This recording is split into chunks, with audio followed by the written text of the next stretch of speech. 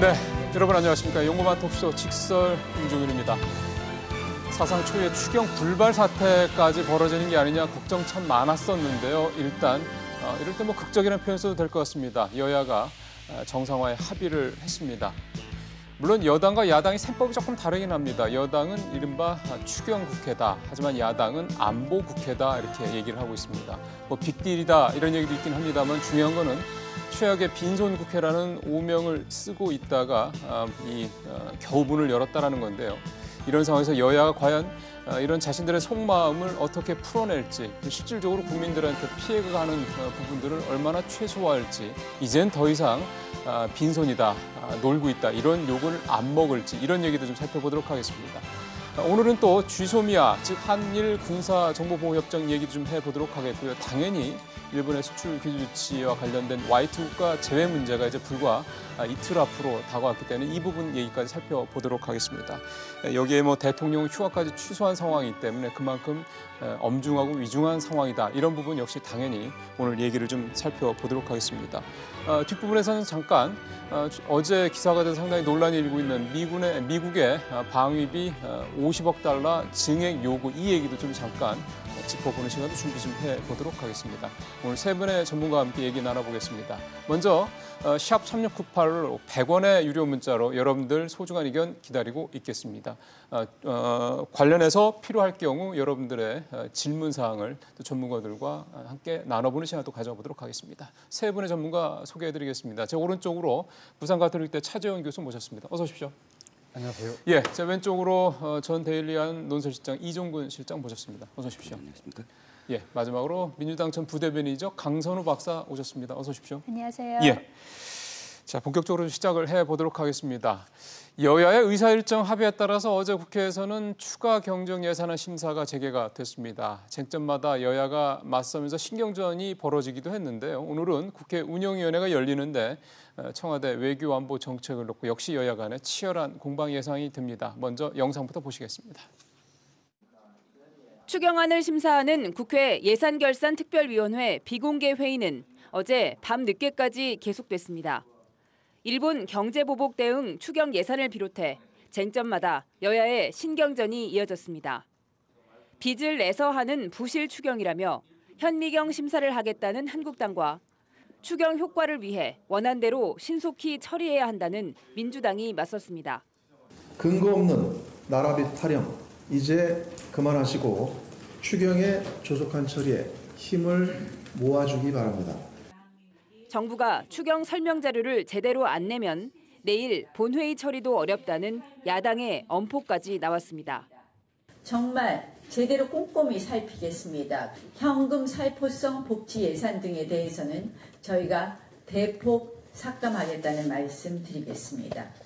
어제 외통위에 이어 오늘은 국회 운영위에서 안보 관련 현안 질의가 계속됩니다.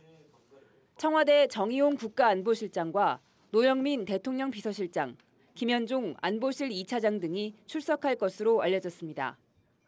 한국당이 운영위에서 현재 안보 상황 위기에 대해 청와대에 집중적으로 따져 묻겠다 예고한 만큼 여야 간 난타전이 예상됩니다. 예, 일단 이 국회가 워낙에 오랜만에 열리고 그동안에 워낙에 국민들로부터 많은 비난, 쉽게 말씀드리면 욕을 먹어왔기 때문에 의미 좀 부여 좀 해보도록 하겠습니다. 세 분한테 각각 국회 정상화, 이 극적인 정상화의 의미 좀 살펴보도록 하겠습니다. 차 교수님부터 그동안에 많이 답답하셨겠습니다. 그렇죠. 저뿐만 아니라 많은 국민들이 상당히 많이 답답해하셨을 것 같습니다. 상당히 여야가 상당히 첨예한 의견의 대립 끝에 이렇게 이 국회를 열게 된 것은 결국은 국민의 따가운 해초리의 결과가 아닐까 하는 생각이 드는데요. 일단 여야가 한 발씩은 일단 양보를 한 것 같습니다. 그래서 지금 여당 입장에서는 추경이 상당히 급한 것이고요. 그렇죠. 야당 입장에서는 또 안보 국회라는 측면에서 안보 무능 정권이라고 이제까지 문재인 정부를 공격해왔지 않았습니까? 네. 그렇기 때문에 이 안보 무능에 대한 나름대로 야당으로서의 대안을 제시할 수 있는 그런 국회를 만들겠다는 그러한 나름대로 정치적 속셈이 깔려 있긴 합니다만 어쨌든 국민들 입장에서는 추경도 돼야 되고 네. 안보도 챙겨야 되는 그러한 국회가 되길 바라는 심정입니다. 사실 야당도 추경이 계속 그 심사가 지연되는 것에 대한 부담이 컸겠죠. 지금 여러 가지 상황을 보면. 그렇죠. 사실 뭐 추경이 원래 시작된 것은 어떻게 보면 미세먼지 때문에 그러니까요. 시작된 것이기는 합니다만 그거 말고도 강원도 산불이라든지 포항 예. 지진 대책이라든지 이러한 부분들이 상당히 다 어떻게 보면 국민들의 민생과 다 직결되어 있는 부분이기 때문에 네. 그 국민들의 민생 현안을 예민했을 경우에는 거기에 따가운 질책은 여당뿐만이 아니라 야당에게도 그러니까요. 돌아갈 수밖에 없는 상황이거든요. 특히 예. 이 강원도 산불이라든지 포항 지진 문제는 어떻게 보면 또 자유한국당 입장에서는 정치적 텃밭이잖아요. 그렇죠. 그런 측면에서 보면 상당한 정치적 부담이 있긴 마련입니다. 이거는 이번에는 강 박사님한테 좀 여쭤보고 싶습니다. 네. 20대 국회가 좀 욕을 많이 먹은 것 중에 하나가 놀고 있다. 세비는 그렇죠. 꼬박꼬박 다 받아가면서 놀고 있다는 거 아닙니까? 네. 뭐 법안 처리율이 수치를 제가 보니까 30%밖에 안 되고 네. 그다음에 이런저런 이유로 고발된 의원은 100명이 넘고 네. 20대 국회가 왜 이 모양이 된 걸까요? 그러니까 계속해서 공전을 지금 몇 달째 하면서 세비는 꼬박꼬박 지금 받고 있는 그런 그러니까요. 상황입니다. 그러니까 뭔가 일을 안 하기 시작한 게 가장 큰 촉발이 된 건 패스트트랙 관련해서 이제 갈등이 생기면서 그랬던 것 같습니다. 그래서 예. 고소고발도 난무하게 된 것이고요. 예. 그런데 그게 어느 정도 잦아들고 나서도 계속해서 자유한국당 국회로 돌아오지 않았어요. 그러면서 이제 추경 심사를 계속 밀었죠. 그러면 추경을 심사를 계속 밀었을 때 추경이 되지 않았을 때 가장 피해를 누가 많이 보느냐? 사회적 약자들이 보게 돼 있습니다. 그러네요. 그러니까 네. 중산층 이상의 국민 그리고 경제적으로 문제가 없는 국민들은 국가에서 어떤 확대 재정을 피든 아니면 긴축 재정을 펴든 사실 내 삶에 받는 영향은 그렇게 크지 않습니다. 근데 사회적 약자들한테는 어느 정도 경제적 물꼬를 틔워주는 역할을 하는 그렇죠. 거거든요. 네. 그렇다면 그들을 볼모로 해서 자유한국당 계속 본인들의 어떤 정치적인 이익을 계속해서 주장을 해왔던 거거든요. 예를 들면 이제 고소고발됐던 의원들을 좀 철회를 해달라든가 이제 그게 가장 컸던 것 같아요. 속내에서는. 속내에서는. 근데 국민들의 여론이 계속해서 이제 추경을 통과를 시켜야 된다. 우리 좀 먹고 살게 해달라. 민생 좀 보살펴 달라. 그러니까 자유한국당 입장에서도 질 수밖에 없었죠. 근데 계속해서 들어가지 않으려고 이 핑계 저 핑계를 댔어요. 예를 들면 손혜원 의원에 관해서 국정조사를 해야 된다. 그리고 목선에 관해서도 그렇죠. 국정조사를 예. 해야 된다. 그다음에 정경도 국방장관에서도 해임 건의안을 해야 예, 된다. 예. 그렇게 이야기를 했는데 다 관철되지 않았거든요. 그렇다면 처음부터 무리한 요구였던 거예요. 그러니까 국정조사를 하나만 살펴봐도 그렇습니다. 사실 우리가 예를 들어서 감사나 이런 걸로 해서 해결이 될 수 있는 일을 갖다가 굳이 많은 비용과 에너지와 시간을 쏟으면서 국정조사를 갈 필요가 무엇이 있느냐. 그 의도가 뻔한 거거든요. 정쟁화를 하자는 거예요. 그러네요. 그러니까 안보 문제를 정쟁화하자. 그리고 정경도 국방장관의 일만 해도 그렇습니다. 그러니까 그 안보 관련해가지고 따지고 물을 건 분명히 물어야죠. 그리고 책임질 사람은 책임을 져야 되는 것이고요. 근데 바로 해임 건의안을 들고 나왔단 말이에요. 근데 지금 시기가 어떤 시기냐면 일본이랑 굉장히 민감한 그렇죠. 시기입니다. 그리고 일본이 지금 말로는 경제 보복을 하고 있다고 하지만 이걸 안보 문제랑 연결을 시키고 있는 그렇죠. 거예요. 그렇다면 이 상황에서 우리가 안보 수장을 해임을 시킨다? 그게 일본에 어떤 메시지를 주겠습니까? 그래서 자유한국당도 결국은 이제 거기에서 좀 한 발 네. 물러섰죠. 그래서 네. 늦었지만 다행이라고 생각을 하고요. 맞습니다. 예. 그리고 이게 지금 좀 약간 실기를 한 느낌은 분명히 있습니다. 그러니까 하루라도 빨리 그렇죠. 모든 걸 심사를 해가지고 빨리 좀 물꼬를 터주자. 그런 생각이 듭니다.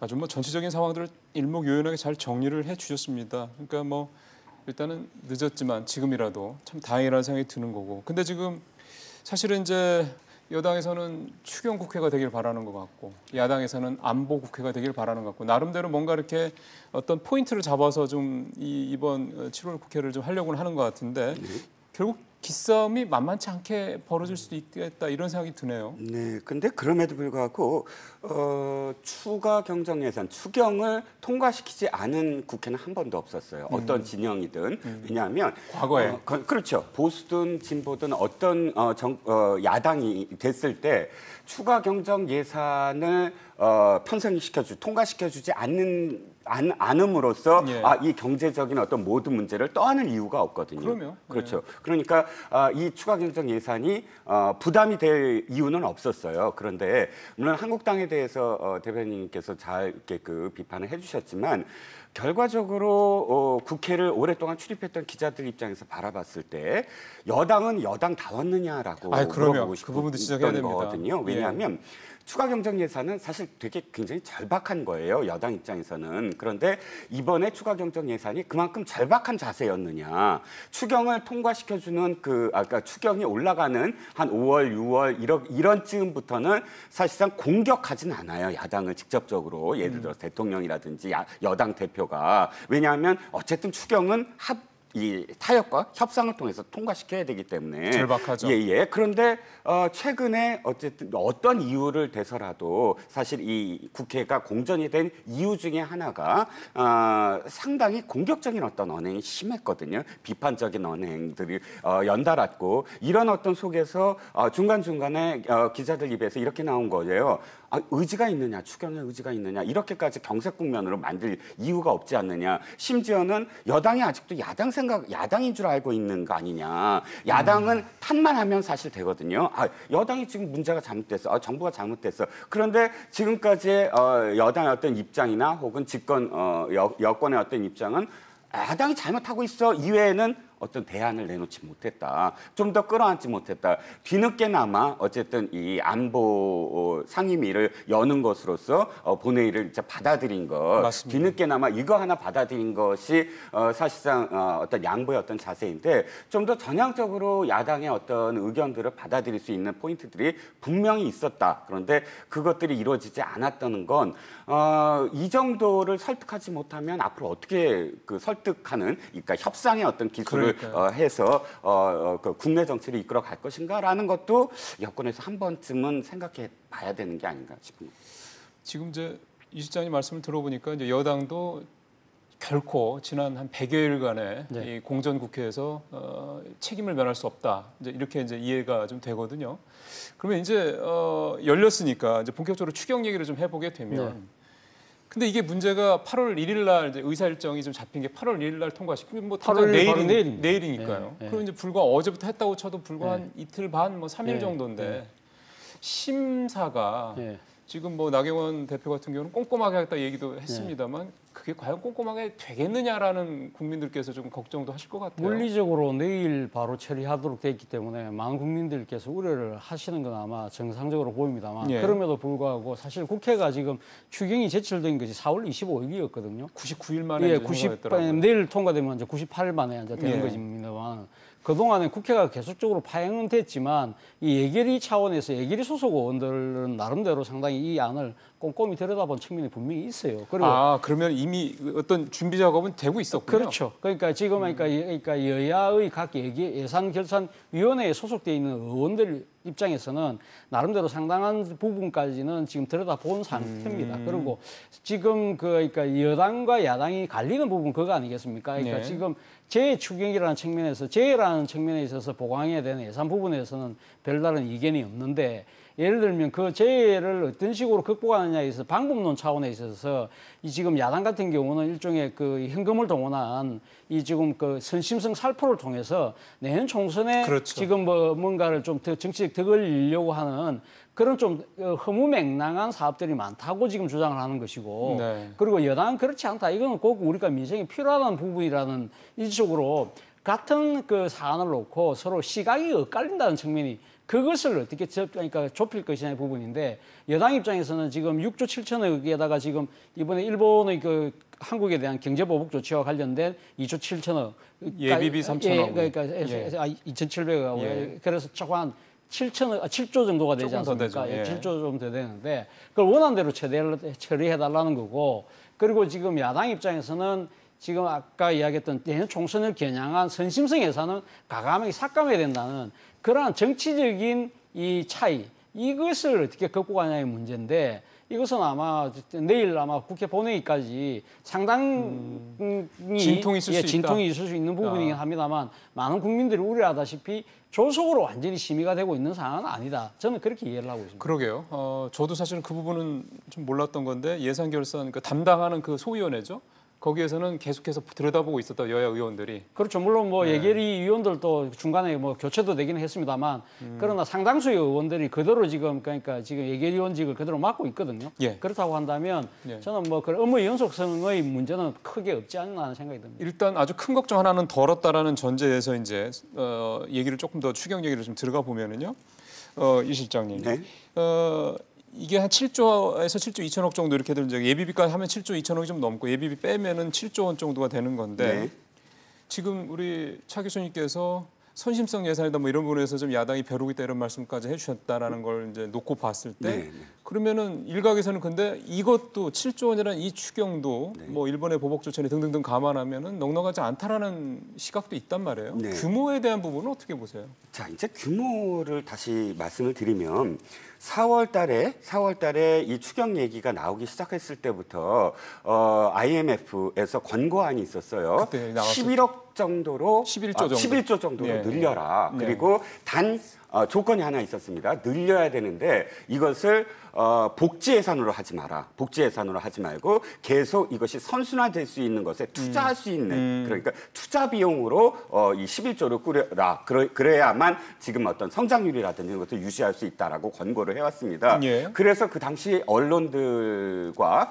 이렇게 그 언론들이 추측하기를 최소 9조에서 10조는 되지 않을까 이런 권고도 있고 또 그렇죠. 굉장히 이제 이 절박했다 여러 가지 어떤 상황 속에서 그런데 의외로 지금 현 정부가 또 이제 기재부가 조금 이것을 늦추더니 6조 원대로 도리어 예상보다 좀 적었어요. 네. 적었기 때문에 왜 그럴까 생각을 했는데 여러 가지 어떤 또 고민이 있었을 것 같습니다. 당시 어떤 기사들을 다시 되돌려 보면 우리 세수가 불확실해지기 시작했다. 재정 안전성 문제 말씀하시는 거죠? 그렇죠. 재정 건전성 문제. 그러니까 이 두 가지인데요. 하나는 지금까지 우리가 계속 이 예산을 늘릴 수 있었던 것은 초과 세수에 힘입은 게 결산잉여금으로 그렇죠. 했다. 그렇죠. 그것이 가장 컸는데 결과적으로 현재 어떤 수출 상황도 나빠지고 반도체 시장도 나빠지고 이럼으로써 법인세라든지 이런 부분들이 앞으로 예상되는 부분들이 굉장히 줄어들 것이다. 그런데 내년 예산이 벌써 이제 500조를 돌파할 것이다라는 예상까지 나오지 않습니까? 그러니까요. 이런 부담감들이 기재부에 벌써 그때 반영된 것이 아니냐 이런 이야기도 있습니다. 근데 결과적으로는 어쨌든 야당이 그때 이제 한국당 입장에서는 이거였어요.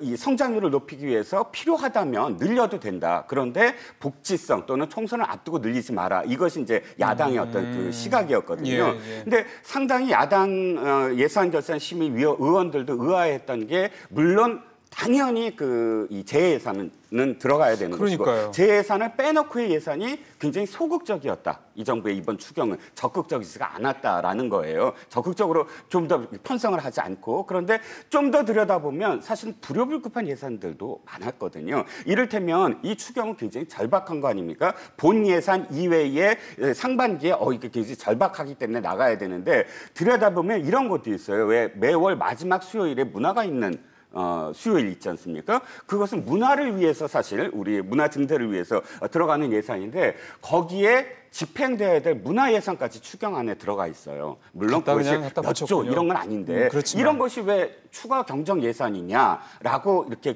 이 반문을 할 수가 있고 물론 그러니까 야당 입장에서는 이런 불효불급한 것들을 다 정리하겠다 내일까지 뭐 이런 내용인데 사실은 정말로 내일까지 물어봐야 될 게 아니 정말 필요한 예산들이 얼만큼이냐. 진짜 복지 예산 말고 일견 그런 것도 있거든요. 왜 사회 근접 시설을 강화하는 사회 복지 시설 이런 것들이 뭐 한 개인이 가까운 거리에서 갈 수 있는 뭐 체육 시설 이런 것들을 늘리겠다. 근데 이런 것들이 과연 아주 급한 추가 경선 예산이냐? 그게 추경에 해당이 되는 좀 그렇죠. 야당이든 여당이든 사실은 네. 정부 예산에 대해서 이렇게 물어야 되는 건 너무 당연한 거 아닙니까?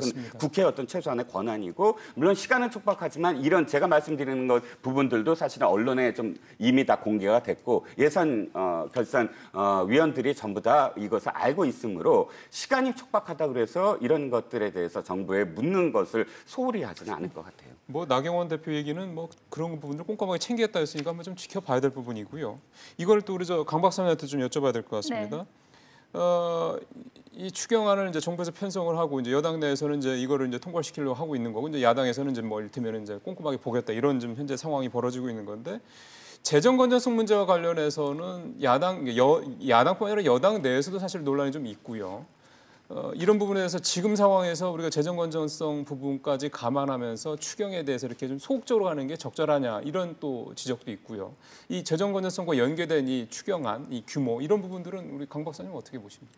지금 현재 어떤 경제 지표들이나 아니면 성장률이 좀 하락세로 가는 상황인 것이죠. 그렇다면 이런 상황에서 뭔가 구두쇠 재정 정책으로 얼만큼 물꼬를 틀 수 있는 건지에 대한 의문이 더 많다고 저는 생각을 합니다. 그리고 재정 건전성도 전문가들의 지적에 따르면은 물론 각 국가마다 이렇게 계산하는 방법이 다르긴 하지만 대한민국의 상황을 놓고 봤을 때는 아직은 괜찮다는 거 아니겠습니까? 네. 그렇다면 우리가 확대 재정에 관해서 이렇게 대한민국에 관한 한은 약간 조금 그 가치관이 다른 것 같아요. 선진국에서는 이걸 굉장히 투자로 보는 반면에 그 재정 투자를 네, 그러니까 한국에서는 이거를 좀 선심성 그런 정책이다 이렇게 보는 시선이 좀 많지 않은가라는 그런 생각이 듭니다. 그 OECD 국가들을 놓고 보면은 그 예. 양극화에 대해서 투자하는 비율이 대한민국이 거의 뭐 뒤에서 3등 이 정도 할 정도로 하위권에 머물고 있거든요. 그렇다면 분명히 좀 확대돼야 되는 측면이 저는 크다고 생각을 하고요. 예. 그리고 그 IMF에서 권고를 했을 때도 확대 재정을 펼 필요가 있다. 단서는 복지와 투자를 이렇게 좀 이분화시키지 않았습니까? 근데 그것도 어떤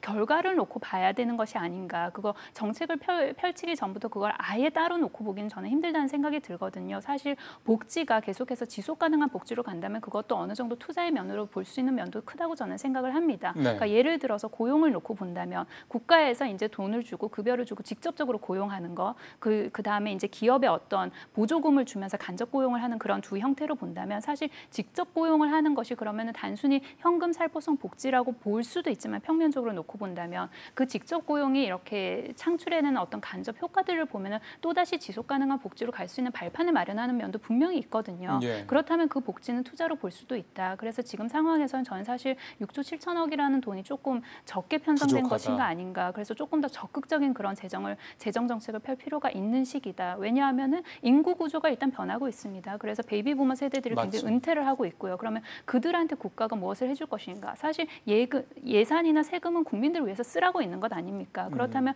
우리가 조금 더 미래를 본다면, 조금 더 입체적으로 본다면 지금 물꼬를 틔울 그런 네. 다리를 좀 많이 지어놔야 된다는 그런 생각입니다. 예, 뭐 사실 예산의 추경의 규모라든가 재정 건전성이 사실 항상 같이 짝꿍처럼 다니는 문제이기 때문에 이 부분에 대해서는 전문가들마다 다 생각이 꼭 같을 수는 없습니다. 그리고 우리 일단 기본 현재 우리나라의 재정 적자 수치가 하여튼 글로벌하게 봤을 때 이렇게 높은 편은 분명히 아닌 거는 다들 공감하고 있는 부분이기 때문에 근데 일단 지금만 상황으로 이렇게 좀 더 좁혀서 보면은요. 우리가 올 예산의 65%를 상반기에 다 썼습니다. 예. 그래서 2분기 성장률이 물론 이런저런 얘기도 있긴 합니다만 어쨌든 전분기 대비 1.1% 성장률도 가져왔단 말이에요. 예. 재정 효과가 크다라는 건 다 이미 예. 분석된 내용입니다. 근데 이렇게 예산만 놓고 보면은 하반기에는 쓸 수 있는 게 예를 들어 35%밖에 없다는 얘기잖아요. 네. 그만큼 추경의 중요성이 크다라는 거거든요. 그렇죠. 바로 그 때문에 지금 뭐 정부 여당의 입장에서는 내일 그러니까 지금 본회의에서 꼭 추경이 지금 반드시 통과돼야 된다는 거 아닙니까? 예. 사실 뭐 내일 그러니까 통과된다고 하더라도 정부 여당 입장에 상당히 많이 아쉬울 거예요. 그러니까 추경은 어떻게 보면 좀 일종의 골든 타임 내에 돼야만 그 효과가 더 극대화될 수가 있는 거거든요. 사실 6조 7천억이라는 그러니까 추경 예산을 편성했을 때 기획재정부가 예상했을 때 그 지금 우리 성장률을 기여할 수 있는 게 0.1% 정도였다. 그렇더라고요. 그런데 이 지금 시기를 놓치는 바람에 그것조차도 그 제대로 달성할 수 있을까라는 우려가 적지 않다는 것이죠. 예. 만약에 이런 상황에서 내일 추경마저 안 될 경우에 물론 뭐 지금 7월 임시국회 자체가 해기는 임시국회가 한번 이렇게 잡히면 해기는 30일이기 때문에 상당히 뭐 시간이 있습니다만 그러나 이것이 만약에 지금 다음 달도 상당히 좀 그러니까 해기가 끝날 때까지 늦춰질 경우에는 점점 더 추경의 효과는 더 약발은 떨어질 수밖에 없다. 그렇다고 한다면 모르겠습니다. 뭐 지금 그 자유한국당을 비롯한 야당 입장에서는 상당히 뭐 지금 국민의 세금을 감시해야 되는 야당 입장에서는 그렇죠. 꼼꼼히 따질 필요는 있겠습니다만 그러나 추경이 갖고 있는 원래의 목적 중에 하나가 예를 들면 경기 부양이라든지 네. 뭐 그런 측면이 있다고 한다면 그런 측면의 효과를 극대화하기 위해서는 지금 조금 늦었지만 내일 좀 또 적극적인 자세로 임해줄 필요가 있지 않나 생각도 듭니다. 예, 보통 추경이 편성이 돼서 투입이 된다고 했을 때 보통 한 6개월 정도, 한 반기 정도의 그 실제로 현장에 미치는 영향을 봤을 때 그 정도 걸린다고 그러거든요. 예를 들어서 8월 1일 날 추경이 통과된다고 하더라도 실제 그 효과는 민생 현장에서 느끼는 효과는 빨라야 올해 말 아니면 그렇죠. 내년 초 정도나 된다고 그러니까 시기적으로는 우리 차 교수님 말씀대로 좀 이미 좀 늦었다라는 부분에 대해서는 좀 사실은 정치권에서 비난을 면하기 좀 어려울 것 같습니다. 추경 관련해서 혹시 우리 두 분 더 추가하실 말씀 있으시면 해주시고 아니면은 이제 안보국회 쪽으로 얘기를 좀 넘어갔으면 좋겠습니다. 자, 이번 건과 관련해서 저는 물론 뭐 여당이 잘못됐다, 야당이 잘못됐다 이렇게 토론해서 따질 수는 있습니다. 그런데 무의미할 것 같아요. 예를 들자면 이명박 정부 시절에 1년 차에서 당시 이 야당이든 민주당이 91일 동안 추경을 통과 안 시켜줬었거든요. 물론 그때 비슷한 일이 광우병 있었고요. 파동을 네. 이유로 해서 자 그렇다면 누가 더 어느 정당이 야당이었을 때 몇백 일을 더 했냐 안 했느냐 이것보다는 그렇죠. 제도적인 문제를 좀 따져봐야 되지 않을까 싶고요. 미국 같은 경우는 사실 이제 쟁점 법안과 비쟁점 법안의 발의 자체가 다릅니다. 비쟁점 법안이라고 한다면 무조건 발의를 해서 그 본회의에 상정하게 만들고 쟁점 법안은 그나마 이제 시간을 두고 서로 이렇게 토론할 수 있는 그런 제외를 시켜주고 있고요. 네. 또 한 가지 추경과 지금 예산안이 지금 다르지 않습니까? 예산안 예. 같은 경우는 만약에 정해진 이 일정까지 통과가 안 되면 정부 원안대로 그대로 통과가 되게끔 예. 이번에 선진화법으로 개정을 했기 때문에 야당이 이 추경, 그러니까 본 예산안을 갖고 어떤 협상을 하거나 이럴 수 있는 여지가 없어졌어요. 어떤 의미에서는 추경도 어떤 정당이 잡느냐 안 잡느냐 집권을 하느냐 맞아요. 이것보다는 추경도 사실은 굉장히 그런 범주 내에서 예를 들어서 몇 월 달에 정부가 하면 몇 개월 이내로 이것을 뭐 심사를 해야 그러니까요. 된다. 뭐 아니면 원안대로 간다. 이런 본 예산안과 비슷한 것을 적용하면 앞으로 어떨까? 그러게 말입니다. 뭐 이런 제도적인 어떤 보완이 필요하지 않을까 싶습니다. 정리를 참 잘해주셨습니다. 우리 이 실장님에서 진짜 이 더 이상 추경은 시기가 우리 차 교수님도 말씀하셨던 것처럼 시기가 중요한데 이런 식으로 어떤 정쟁의 도구가 돼가지고 자꾸 이제 타이밍을 놓친다면은 의미가 그만큼 반감되는 거 아니겠습니까? 이런 부분들을 좀 뭔가 좀 이번 추경 통과를 한 다음에 제도적으로 보완하는 작업도 좀 필요하겠다 생각이 좀 듭니다. 지금부터는 좀 안보국회 쪽 얘기를 좀 넘어가도록 하겠습니다. 안보국회의 핵심 내용은 이제 쥐소미와 관련된 부분이 어제 국회 외교통일위원회 전체회에서도 좀 굉장히 좀 논의가 좀 됐습니다. 일단 강경화 외교장관은 검토하고 있다. 일단 폐기도 검토하고 있다. 근데 아직은 뭐 정부 입장이 공식적으로 확 결정된 건 아니다. 이건 청와대에서 같은 내용이 좀 나오고 있는 상황이고요. 이거를 전제로 오늘 세 분의 이 한일 군사 정보보호협정 즉 쥐소미아에 대한 얘기를 좀 나눠보겠습니다. 우리 강 박사님 먼저 좀 얘기를 들어보죠. 네. 개인적으로는 쥐소미아를 유지를 해야 된다. 재개정을 하고 넘어가야 된다. 아니면은 폐기해야 된다. 어떻게 생각하십니까? 그 군사 보호 협정이라는 것이 사실 한국, 미국 그리고 일본의 어떤 안보 삼각관계의 그렇죠. 기본이 되고 있는 것 아닙니까? 근데 그럼에도 불구하고 이걸 신중히 검토할 수 있다, 폐기를 검토할 수 있다라는 목소리가 왜 나오는지에 대해서 한번 짚어봐야 될 것 같습니다. 예. 이게 좀 두 가지로 나눠서 봐야 될 것 같은데요. 그렇다면 이게 지소미아를 현실적으로 우리가 대한민국이 독립적으로 우리가 더 이상 연장하지 않겠다라고 이야기할 수 있느냐? 그 가능성은 좀 낮다고 봐요. 왜냐하면 어차피 미국이 뒤에 있으니까 그렇죠. 그러니까 미국과 어떤 협의 없이는 우리가 일방적으로 연장하지 않겠다는 이야기를 하기가 힘들 것 같습니다. 근데 그럼에도 불구하고 왜 신중히 검토할 수 있는 카드냐? 첫 번째로 이제 일본이 우리를 화이트리스트 국가에서 배제하겠다는 그런 얘기가 나오지 않습니까? 예. 근데 이 화이트리스트라는 게 경제 리스트가 아닙니다. 결국은 외교 안보 그렇죠. 쪽에서 이제 혜택을 주는 예. 것인데 그렇다면 거기서 본인들이 대한민국을 신뢰할 수 없으니까 거기서 배제한다는 거 아닙니까? 그렇다면 그렇죠. 신뢰할 수 없는 국가라고 일본 측에서 먼저 이야기를 한 것인데 그렇다면 신뢰할 수 없는 국가랑 계속해서 이런 긴밀한 정보를 주고받을 수 있느냐 거기에 대해서 이제 1차적으로 의문이 생기는 것이고요. 그리고 이 지소미아라는 게 지소미아 하나 독립으로 존재하는 게 아닙니다. 그 한일 군사 협정이라는 큰 틀 안에서 하나의 덩어리로 존재를 하는 것이거든요. 그렇다면 나머지 하나의 덩어리는 뭐냐? 악사라는 겁니다. 그러니까 무기를 제외한 예. 어떤 군수 물자를 이제 일본이나 미국이 수송을 하겠다는 거예요. 근데 이제 이게 이명박 정부 때 처음 나온 다음에 그다음 박근혜 정부 때 이제 군사보호 협정을 맺고 그다음에 뭔가 그 탄핵당하고 이러면서 거기서 중간에서 지금 스탑이 된 상태거든요. 그래서 많은 전문가들이 그런 이야기하고 있지 않습니까? 정보적인 측면에서는 대한민국이 얻는 게 많다. 그러면 그거의 이면은 일본과 미국이 주는 게 많다는 거잖아요. 그렇죠. 그럼 주는 게 많음에도 불구하고 그렇다면 일본과 미국의 입장에서는 계속해서 지소미아를 왜 유지하고 싶어 할까? 그렇다면 악사로 가기 위한 것이 아닌가? 그러니까 물자를 수송함으로써 본인들이 얻을 수 있는 분명한 그런 이득이 있겠죠. 그렇다면 정보를 주는 대신 우리는 그 수송, 그러니까 군수 물자 수송을 함으로써 이득을 얻겠다. 그래서 지금 악사로 가기 위한 그 전 단계로 지금 지소미아가 존재하고 있는 네. 측면을 본다면 그렇다면 우리가 충분히 이걸 활용할 수 있는 카드가 아닌가. 다만 그 검토는 신중해야 된다. 그런 입장인 것 그러면은 같습니다. 박사님 생각은 그러니까 이거를 재개정을 하지 않는 문제에 대해서는 신중하게 접근해야 된다고 보고, 네. 근데 이거는 우리가 충분히 이번에 일본의 수출 규제 조치와 관련해서는 우리가 카드로 활용할 수 있다라고 보시는 거고. 저는 있다고 생각합니다. 알겠습니다. 이번에 우리 차 교수님 입장 한번 들어봤으면 좋겠습니다. 저도 오늘 강선우 박사님 생각하고 거의 비슷한데요. 그러니까 지금 한일군사보호협정이라는 것 자체가 상당히 지금 한미일 간의 그러니까 지금 북핵 문제라든지 이 동북아 안보 구조 속에서 상당히 지대한 역할을 하고 있는 건 분명하죠. 그러니까요. 그런 측면에서 보면 일본의 지금 경제 보복 조치가 한국에 대한 경제 보복 조치가 정말 터무니없는 처사라고 한다고 해서 그게 덩달아서 우리도 그러니까 이 동북아 안보 구도의 중요한 한 축을 무너뜨릴 수는 안 된다는 그러한 뭐 원칙론의 측면에서 저는 당연히 맞다는 생각을 합니다만 그럼에도 불구하고 일본이 지금 그 하이트리스트라는 그 뭡니까 일종의 무역의 편의 제도 자체를 일방적으로 그러니까 취소했을 경우에 거기에 따른 경제적 파장이 커졌을 때 그러면 우리는 일본의 그런 터무니없는 처사에 대해서 어떻게 가면 대응할 것인가 하는 그 나름대로의 그 대책 중에 하나로서 이 지금 한일군사보호협정을 거론한 부분은 저는 뭐 어느 정도 카드 정도는 갖고 있어야 되지 않을까 하는 생각이 듭니다. 우리의 카드가 될 수 있다는 말씀이시죠? 지금 그러니까 예비할 수 있는 카드는 되지만 당장은 그걸 갖다가 뭐 지금 그러니까 거론할 단계는 아니라고 보는 것이고요. 바로 그 때문에 어제 여당 내에서도 지금 일반 의원들 같은 경우는 이 지금 적극적인 무기로 활용하자는 이야기는 있었지만 이거 이해찬 민주당 대표 같은 경우는 아니다. 이거 아직까지 그렇게 할 단계는 아니라고 지금 분명히 선을 그었거든요.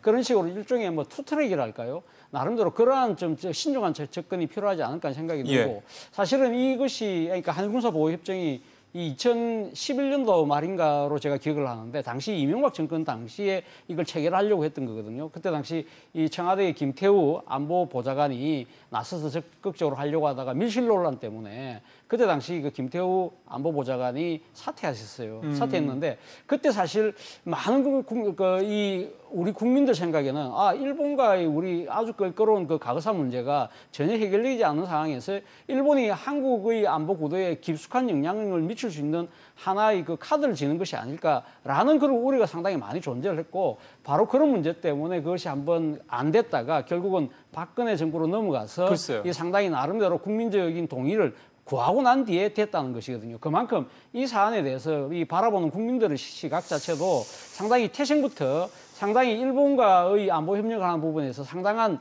이 지금 조심스러운 그런 감정을 갖고 있다는 것이죠. 그런 측면에서 본다고 한다면 일본의 경제 보복 조치가 점점 더 커질 경우에는 이 카드에 대한 철회를 원하는 국민들의 목소리를 크실 수밖에 없다. 그러니까 그런 상황이 된다고 한다면 이것이 절대적인 우리가 지켜야 될 가치가 될 수는 없다는 것이죠. 무슨 말씀인지 알겠습니다. 이번에는 우리 이 실장님하고 얘기를 좀 해보겠습니다. 사실 우리가 쥐소미아 얘기를 끄집어냈던 이유 중에 하나가 물론 해석입니다. 정부가 공식적으로 그 얘기를 한 건 아니니까. 결국은 이제 한미일 이 군사정보 보호협정에 이제 아까 우리 강 박사 말씀대로 뒤에 있는 미국을 의식해서 미국이 이 갈등의 골이 깊어지고 있는 이 한일 두 나라 관계에 있어서 뭔가 좀 중재자 역할을 해주지 않겠냐라는 기대감이 있었다고 볼 수 있는 거 아니겠습니까? 네, 그렇죠. 그런 거에 비하면 미국의 역할은 그다지 그렇게 적극적인 것 같지는 않다는 분석이 나오고 있어서요. 네. 그것이 무엇이 때문이냐라고 저도 말씀을 드리고 싶었던 게 두 분이 이제 좀 미시적인 부분을 말씀을 하셔서 저는 이제 거시적인 어떤 측면을 좀 말씀을 드리고 싶습니다.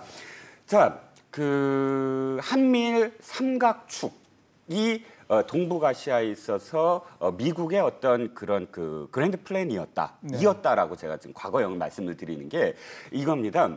오바마 대통령이나 클린턴 대통령을 축으로 한 그 미국의 외교 정책에서 피벗 투 아시아라고 해서 한미일의 삼각 안보 체제로 중국의 어떤 그런 그 G2로 부상하는 중국을 견제하고 북한을 견제하겠다. 이것이 지난 한 10여 년간의 미국의 어떤 입장이었거든요. 대외 외교 군사 정책. 군사 정책이었고 그래서 사실 쥐소미아 부분도 어떤 의미에서는 지소미아가 있기 전부터 일본과 그 정보 교류는 계속 했었어요. 이를테면 여러 가지 통로로 군사 정보를 교환을 했거든요. 그런데 이것을 협정을 맺겠다 하는 것은 굉장히 외교적인 어떤 측면. 그러니까 외교적으로 한일을 이렇게 좀 더 실핏줄처럼 인연의 끈을 더 엮어서 이런 문제, 그러니까 어떤 갈등이 일어났을 때 갈등에서 이 반목을 하지 않게끔 만들려는 미국의 사실 압력이 굉장히 컸거든요. 뭔가 복선이 깔려 있었다는 그렇죠. 말씀이군요. 그러니까 경제적으로도 사실은 마찬가지입니다. 경제적으로도 이번에 사실 다들 아시게 됐지만은 일본이 그 제조를 해서 우리나라에 수출하고 그것을 우리가 반대처럼 만들어서 일본에 다시 재수출하는 그 구조 자체도 어떤 의미에서는 일본과 한국의 사실은 경제로서 실핏줄처럼 엮어놓는 구조가 될 수밖에 없었거든요. 그 글로벌 서플라이 체인이라는 게. 그렇죠. 그러니까 안보적이나 경제적이나 이렇게 엮여놔서 사실은 과거사 문제라든지 굉장히 많은 갈등의 요소가 있는 한일 양국이 이 어떤 뭐 이렇게 인화성 물질 하나로 이렇게 폭발하지 않게끔 연결하는 고리가 되게 만드는 것 중에 하나가 지소미아였다. 근데 그거를 일본이 좀 일본이 아니죠. 일본은 이제 어째 경제적인 측면에서 어떤 위협을 하고 있고요. 그랬을 때 자 이제 그 지소미아의 어떤 의미가 미국이 어떻게 나서길 바라는 그런 의도였다면 다시 우리가 좀 되돌려서 위안부 합의 문제가 나왔을 때를 되돌려 봐야 될 것 같아요. 그게 박근혜 정부도 사실은 시작하자마자 굉장히 일본에 원칙적이었어요. 위안부에 대해서 다시 사과를 해라.부터 해서 그 원칙적인 태도 때문에 박근혜 정부의 초기에 그 지지율이 굉장히 높았어요. 예. 그 일본에 대해서 할 말 다 한다. 예, 처음에 근데 그랬죠. 한 2년 동안 사실은 일본과 대화도 거의 안 했거든요. 예. 근데 3년 차 거의 되면서부터 위안부 합의 문제가 왜 이 협의가 들어갔냐면 미국 측의 입장 때문이었어요. 미국 측이 굉장히 많이 종용을 했고 당시에 차관보였던 웬디 셔먼 차관보가 이렇게까지 얘기했습니다. 과거의 적국이었던 나라에 대해서 강경한 입장을 통해서 국민들로부터 값싼 박수를 받는 것은 너무나 쉽다. 이렇게 사실 박근혜 정부를 압박했던 거예요. 어떤 의미에서는 지금의 입장과 똑같은 거예요. 당시 오바마 대통령이 트럼프 대통령보다 굉장히 동부아시아에 관심이 많고 그렇게 우린 기억하고 있지만 당시 미국은 한국에 굉장히 많은 종용을 했어요. 굉장히 오만했네요. 위안부 합의를 해라. 어떻게든 들어줘라. 근데 이런 어떤 과정이 사실 들여다보면 미국의 중재였거든요. 그러니까 미국의 입장은 그때나 지금이나 변하지 않았다는 거예요. 김현종 차장이 이번에 미국 가서 또 바로 기자들한테 미국과 우리는 생각이 똑같다라고 얘기를 했지만 사실 당시에 국무부나 백악관 공식 농편이라든지 하원 외교위원장이라든지 뭐 공화당의 어떤 의원들이라든지 통로를 통해서 전부 다 공식 논평을 보면 원칙은 그 오바마 때나 지금이나 똑같아요. 우리는 개입하지 않는다. 양자 간에 해결해라. 근데 그때 미국의 입장은 양자 간에 해결하라기보다는 지금 실장님 말씀을 들어본다고 그러면 상당히 우리한테 압박을 세게 했던 거고 그런 식의 얘기까지를 뭐 차관보 정도 급에서 얘기할 정도라면 근데 지금 일본과의 관계에 있어서 미국의 입장을 보면은 그 정도까지는 아닌 것 같지 않습니까? 자, 그다음 제가 설명을 드리려는 게 그게 피보트 아시아의 그 클린턴이나 오바마까지 내려왔던 동부아시아의 정책이라면 트럼프는 지금 그 축을 바꾸고 있어요. 인도 태평양 전략으로. 그때랑은 좀 분위기가 다르다. 완전히 바꾸고 있어요. 그러니까 최근에 어떤 언론에서 이렇게 표현을 했어요. 대한민국 스스로 에치슨 라인을 지금 그으려고 하는가? 정부의 비판적인 어떤 논조로 표현한 건데 무슨 얘기냐면 트럼프는 처음부터 시작을 이미 그러니까 오바마나 클린턴 때는 G2로 올라가려는 중국을 견제하려고 했다면은 트럼프는 이미 올라가 있는 중국을 견제할 수밖에 없었어요. 그래서 이 미국의 어떤 정책, 아시아 정책을 담당하는 세 개의 축이 있거든요. 국무부의 태평양 차관보, 뭐 또 국방부, 또 백악관에 각각 이 동아시아를 담당하는 모든 담당자들이 어떤 경력을 갖고 있냐면 중국과 경력을 갖고 있어요. 중국과의 어떤 인연들. 왜? 중국이 지금 가장 큰 문제거든요. 그래서 결론적으로 말씀드리면 지금 미국의 입장은 인도태평양 전략이라고 해서 일본, 호주, 인도를 잇는 그런 축을 지금 구상을 하고 있어요. 그렇기 때문에 이 아주 절박하게 무슨 뭐 지소미아를 더 미국이 할 수 있느냐 없느냐는 건 어떤 의미에서는 현 상황을 유지하는 것이지 막 더 적극적으로 압박을 넣거나 하지 않는다. 그러니까 그 축이 어떻게 앞으로 전개될지는 모르지만 거시적으로는 미국의 외교 정책이 바뀌고 있는 와중에서 지금 이 현상이 드러나고 있다. 그렇게 말씀하신 거를 이렇게 이해되겠습니까? 그러면 지소미아는 판을 깨서는 안 된다라는 게 미국의 입장이다. 기본적인 입장이죠. 그건. 그러면은 우리가 그 얘기를 또 역으로 얘기하면은 우리가 이 카드를 가지고 쓸 수도 있다. 있다라고도 볼 수 있는 거 아닙니까? 그런데 결과적으로 두 분 말씀에 전제가 저는 동의를 해요. 전제가 뭐냐면 이것이 미국한테 얼만큼 절박하느냐에 따라서 미국이 움직이는 것이고 그 전제는 지금 이것이 우리한테 정말 유효한 카드가 될 수 있느냐에 대해서 고민해야 된다라는 전제 하에 말씀하셨거든요. 저는 그렇게 크게 우리가 유용할 수 있는 카드가 못 된다에 한 표. 아, 그래요? 그러면은 쥐소면을 우리가 이를테면은 재연장을 안 해서 그러니까 미국이 이제 일본이 화이트 국가에서 우리를 빼고요.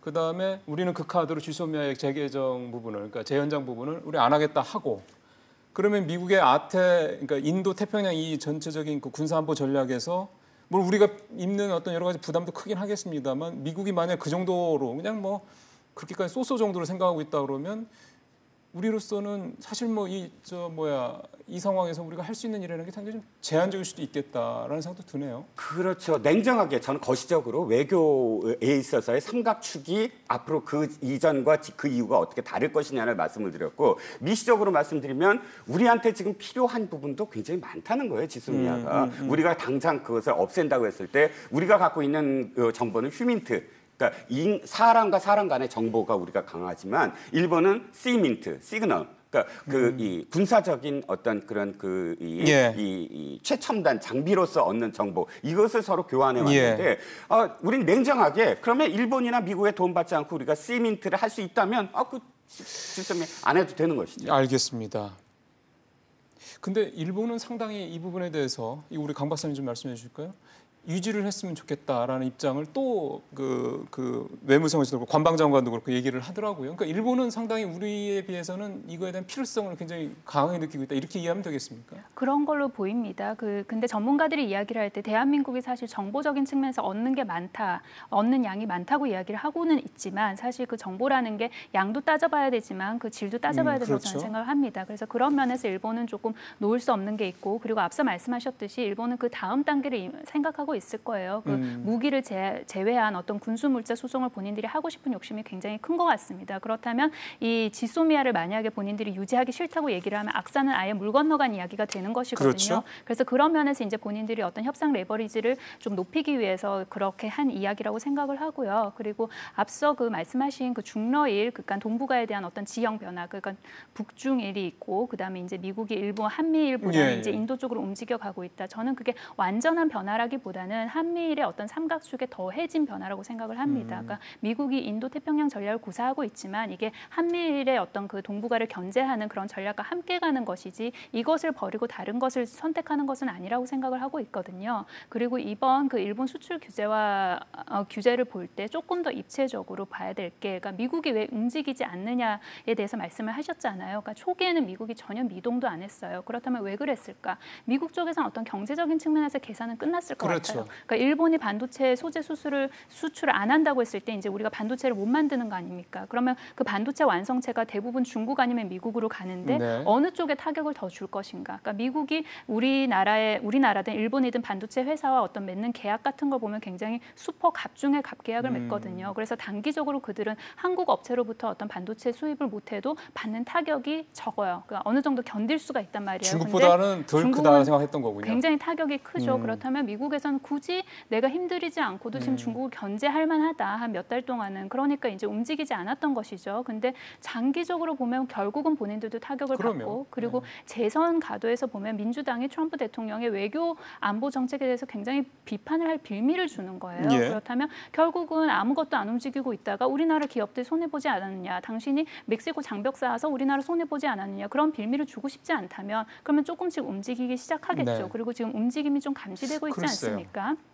그리고 나머지 하나, 그 마지막으로 좀 봐야 될 변수가 북한 변수입니다. 그렇다면 그 일본이 사실 그 65년도 한일 청구권 협정을 가지고 이제 거기에서 끝난 건데 왜 개인적인 그 배상권을 인정을 해가지고 이렇게 뭐 논란을 만드냐? 그게 지금 일본 입장이지 않습니까? 그렇다면 이 논란의 중심에 협상이라는 거에 있다는 거예요. 그렇다면 뭐가 바뀌었느냐? 남북 관계가 굉장히 바뀌고 있고 북미 관계가 진전이 되고 있죠. 그렇다면 일본 입장에서는 우리도 언젠가는 그렇다면 북일 수교를 해야겠다는 생각을 분명히 하고 있을 거예요. 그렇다면 북일 수교 이전에 뭐를 해야 되느냐? 일본이 했던 그런 행동들에 대해서 본인들이 이제 이제 배상을 하든 보상을 하든 그런 협상을 해야 될 예. 거예요. 그렇다면은 대한민국과 했던 협상보다 북한과 하는 협상이 더 많은 협상을 해주기는 싫을 거란 말이에요. 그렇겠죠. 그렇다면 만약에 결과적으로 북한과 일본 간의 어떤 협상이 대한민국과 했던 협상보다 더 나은 수준의 협상을 한다면 대한민국이 가만히 있겠느냐? 그렇지 않을 것이죠. 그렇다면 일본 입장에선 지금 약간 선제적으로 그러네요. 협상에 관해서 한마디 더 하면 우리가 이런 경제적인 조치를 취하겠다는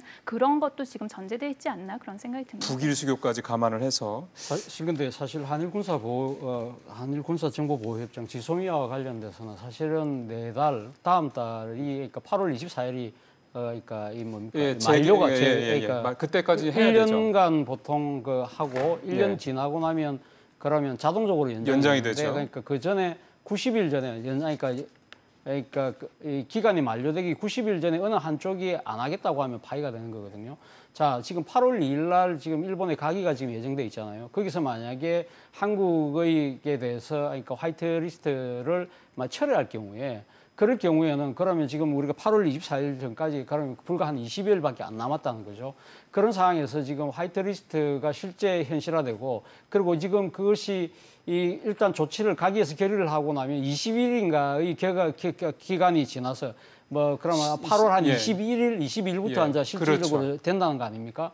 그런 상황에서 만약에 국내 여론이 상당히 악화될 경우에는 이 부분에 대해서 그러면 과연 정부 여당의 입장에서도 이걸 과연 지켜낼 수 있을 것인가? 그렇죠. 이거 어떻게 보면 이 정치를 하는 입장에서 본다고 한다면 국민의 그러니까 지지율이나 감정이라든지 분노 이런 부분들을 감안하지 않을 수가 없다는 것이죠. 맞습니다. 그런 부분들을 본다고 한다면 일본 입장에서도 우리가 이런 식으로 저는 어제 그러니까 이해찬 대표가 그렇게 그 지소미아 부분에 대해서 나름대로 상당히 견제하겠다는 원칙을 말씀하신 건 잘했다고 봅니다만 그럼에도 불구하고 다른 일부 이 여당 의원들이 이거 언제든지 처리할 수 있다. 그리고 이제 강경화 장관도 할 수 있는 검토의 카드로 갈 수 있다는 것은 저는 일본의 이런 이 말도 안 되는 이런 경제 보복에 대해서 우리 나름대로 대응 카드로서는 충분히 작동할 수 있다는 알겠습니다. 그 하나의 그걸 다시 한번 보여주고 있다는 어떻게 보면 거죠. 이제 일본은 정부에 대해도 우리가 압박 카드로도 쓸 수 있는 거고요. 그렇죠. 우리 내부 사정이 이렇다라는 거를. 근데 어쨌든 이렇게 좀 워낙에 좀 한일 두 나라 강대 강으로 가고 있는 상황이기 때문에 그러면 이제 우리 무조건 끝까지 이렇게 줄다리기로 힘쓰기로만 가야 되는 거냐? 꼭 그런 것만은 아닌 것 같습니다. 외교라는 게 그래서 있는 거고요. 지금 그래서 얘기가 나오고 있는 게 지난주에 이제 한미일 3국 의원회의도 있었고 물론 거기서도 설전이 있고 했었는데 그쪽에서 일본 의원들 측이 얘기를 했던 게 일본이 좀 이번에 법원 판결에 따른 대법원 판결에 따른 일본 자국 기업의 한국 내 자산 매각 관련된 부분 이거를 조금 미뤄주면 우리가 좀 뭔가를 좀 해보겠다. 또 하나가 한국에서는 이제 대표적인 일본통으로 알려진 이낙연 국무총리를 좀 협상 파트너로 좀 해줬으면 좋겠다. 이런 얘기를 했다고 그래요. 뭔가 그러면 의회 차원에서는 뭔가 좀 얘기를 해보자라는 어떤 그런 분위기가 좀 만들어지고 있다 이렇게 봐야 되는 겁니까? 네, 한일 관계가 언제나 좋았던 것은 아니지 않습니까? 한일 관계 악화됐던 적이 더 많았던 걸로 저희가 기억될 정도로 사실 파고가 많았는데 그때마다 돌파구는 두 가지가 있었어요. 하나는 의원들 외교, 의원 외교. 한일 의원 연맹이 아무리 한일 간의 정부 간의 소통이 안 됐더라도 박근혜 정부 3년 동안 또는 이명박 정부의 마지막 독도 가고 이렇게 해서 일본과 척을 질 때도 한일 의원 간의 어떤 모임 또는 포럼 이런 것들은 언제나 열려 있었거든요. 또는 경제계, 그러니까 경제 모임, 경제계의 어떤 대기업 총수들과의 어떤 만남.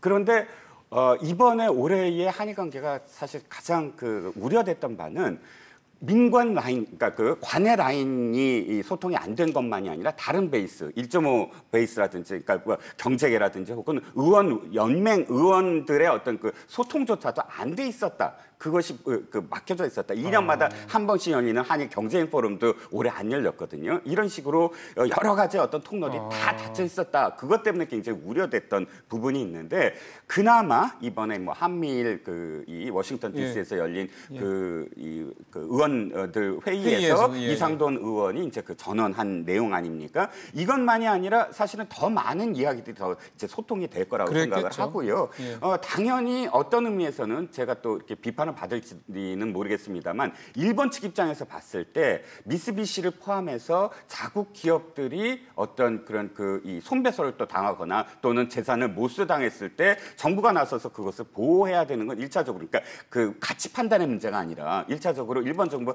해야 되는 어떤 문제이기 때문에 그렇죠. 일본 정부의 어떤 그런 입장, 의회의 어떤 입장에서 이것을 협상할 수 있는 어떤 여지 충분히 있었다는 거죠.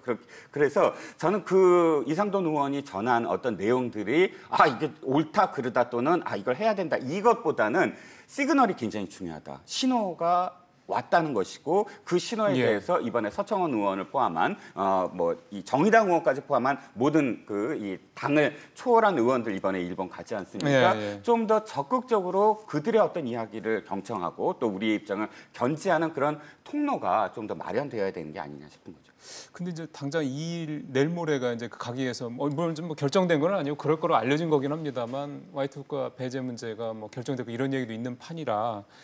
너무 늦은 게 아닌가 시기적으로요. 시간이 너무 촉박하지 않을까 이런 생각이 좀 듭니다.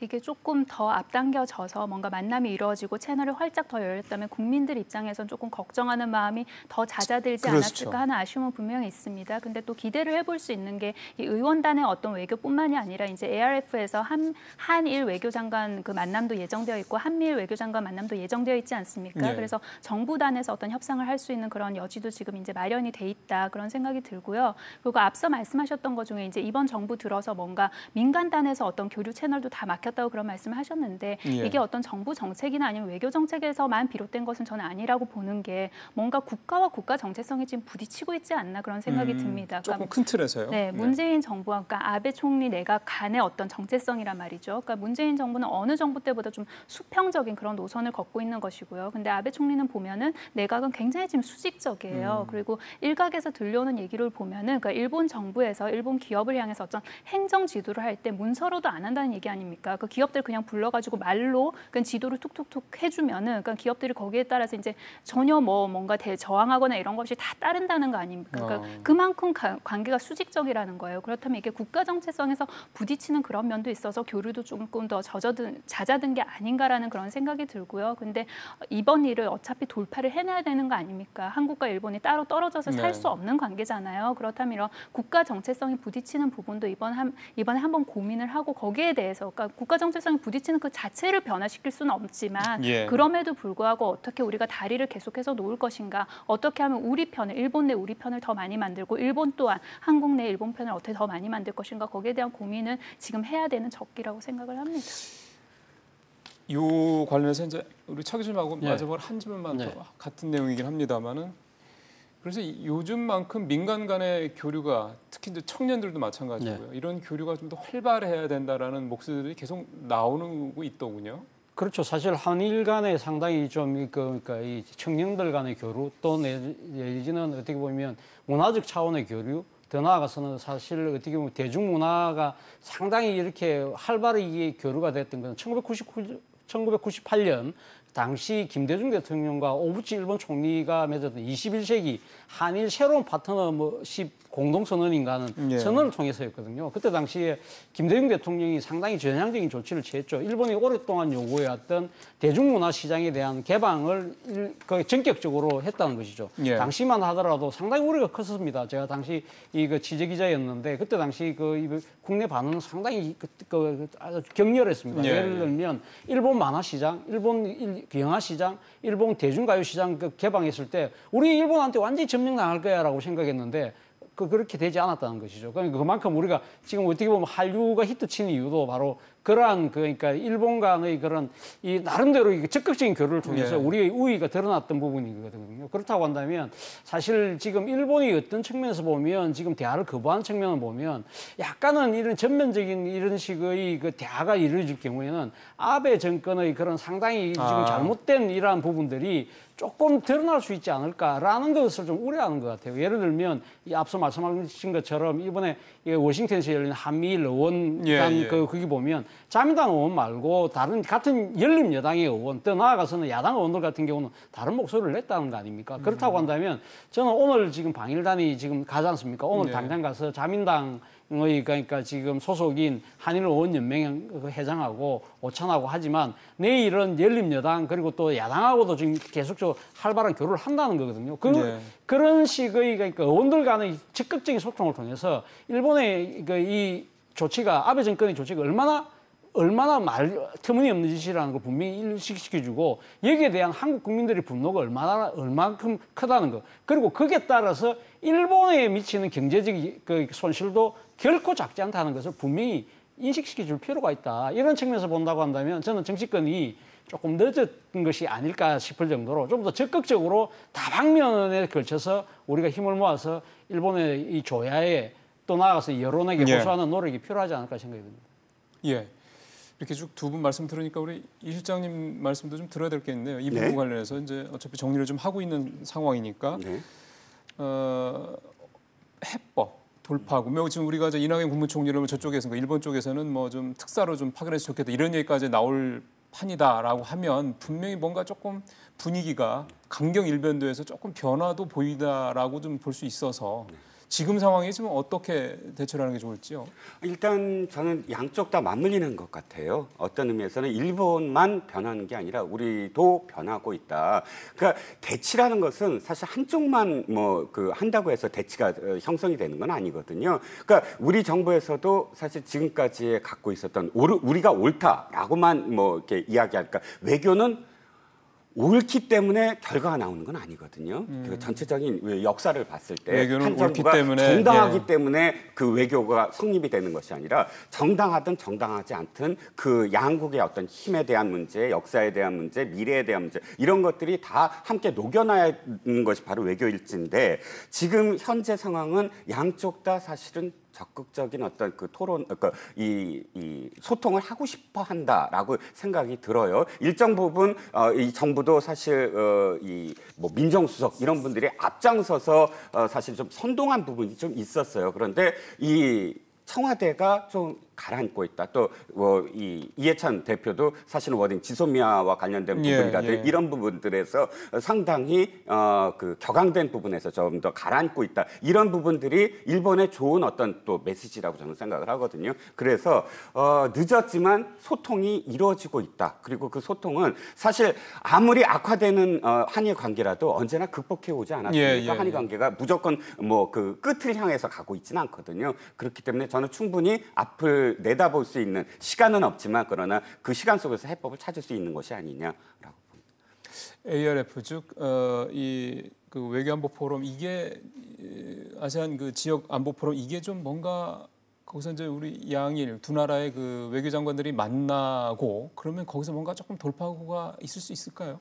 돌파구를 찾기를 저는 정말 간절히 희망을 합니다. 근데 이 뭔가 그 앞서 말씀하셨던 좀 분위기가 바뀌고 있다. 이거를 그 로드맵의 차원에서 조금 보면 사실 우리가 국정을 운영을 할 때도 처음에는 굉장히 방향성을 잡습니다. 방향성을 잡으려면 여론 정치 작업도 해야 되고 강한 목소리를 어느 한쪽에서는 분명히 내줘야 되는 면이 있어요. 그래야지 실무자들이 나와서 이제 실질적인 어떤 그런 그 실적을 낼 수 있는 물꼬를 터주는 그런 역할을 하는 거거든요. 그렇다면 거기에 빗대서 본다면 그 민정수석이 앞서서 뭔가 좀 선동을 한다는 그런 말씀을 하셨는데 그게 선동을 했든 아니면은 국민의 목소리를 반영을 한 것이든 그거에 대한 평가는 갈릴 거라고 생각을 합니다. 그래서 어떤 그런 여론 정치 작업을 했고 그리고 실무자들이 이제 그러니까 외교부 장관이라든지 아니면 특사라든지 그런 사람들이 나와서 실적을 낼 수 있는 그런 토대는 이제 충분히 마련이 되었다. 그런 면에서 분위기가 좀 바뀌어가고 있는 거라고 보거든요. 그래서 이제는 정말 실적을 낼 때가 됐다고 생각합니다. 알겠습니다. 이제 오늘 세 분과의 얘기는 이제 마무리를 좀 해야 될 것 같습니다.